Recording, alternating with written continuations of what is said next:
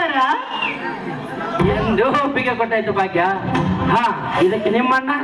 ನಮ್ಮಣ್ಣನವರು ನಾನು ಇಚ್ಛಿದ್ರೆ ಕೊಡ್ತಾರೆ. ಯಾಕಂದ್ರೆ ನಾನು ಅವರ ಮುದ್ದಿನ ತಂಗಿ ಅಲ್ವಾ.